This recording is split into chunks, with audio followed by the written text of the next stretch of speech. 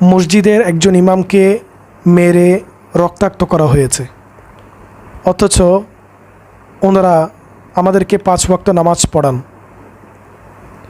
একজন ইমামের মূল্য কত, এটা আজকে আমাদের সমাজের মানুষ না জানার কারণে তাদের গায়ে হাত তুলে। অথচ যারা মসজিদে নামাজ পড়ান, যারা আমাদের ইমাম, ওনারা হচ্ছেন আলেম ব্যক্তি, হাফেজ ব্যক্তি, ওনারা জ্ঞানী ব্যক্তি। একজন আলেমের ব্যাপারে মহান আল্লাহ তাআলা পবিত্র কোরআনুল কারীমে বলেছেন, বিসমিল্লাহির রহমানির রহিম, ইয়ারফাইল্লাহুল্লাযীনা আমানু মিনকুম ওয়াল্লাযীনা উতুল ইলমা দারাজাত। মহান আল্লাহ তোমাদের মধ্যে যারা ঈমান এনেছে এবং যাদের জ্ঞান দেওয়া হয়েছে তাদের মর্যাদা অনেক স্তরে উন্নীত করবেন। অর্থাৎ যারা জ্ঞানী ব্যক্তি, যাদের ভেতর ঈমান আছে, যাদের ভেতর কোরআন, হাদিস, ইজমা, কিয়াসের জ্ঞান আছে, মহান আল্লাহ তাদের মর্যাদা অনেক স্তরে বৃদ্ধি করবেন। এই আয়াত দ্বারা প্রমাণ হয় যে একজন সাধারণ মানুষ আর একজন মসজিদের ইমাম বা একজন আলেম ব্যক্তি কখনো উভয়জন সমান নয়।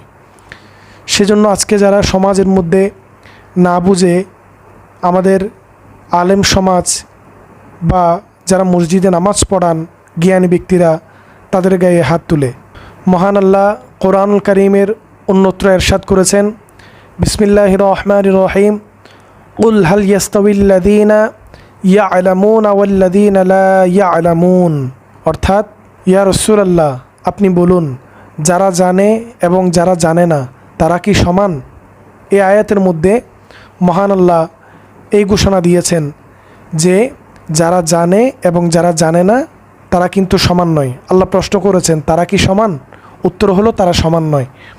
এবং হাদিস শরীফের মধ্যে যারা আলেম ব্যক্তি, যারা সমাজের মধ্যে জ্ঞানী ব্যক্তি, তাদের ব্যাপারে আমার নবী বলেছেন, ইন্নাল উলামা ওয়ারাসাতুল আমবিয়া।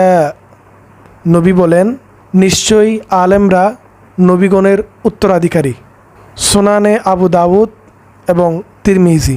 তাহলে দেখুন, পবিত্র হাদিস শরীফের মধ্যে বলা হচ্ছে আলেমরা, জ্ঞানী ব্যক্তিরা, যাদের মধ্যে দিন ধর্মের জ্ঞান আছে, ওই সমস্ত ব্যক্তিরা নবীগণের উত্তরাধিকারী। তাহলে যারা নবীগণের উত্তরাধিকারী তারা আমাদেরকে নবীর পথ দেখাবেন, আল্লাহর পথ দেখাবেন, নবীর সুন্নাত শিক্ষা দিবেন, কোরআন হাদিসের সঠিক জ্ঞান শিক্ষা দিবেন। আমরা তাদের সেই শিক্ষা মেনে আমাদের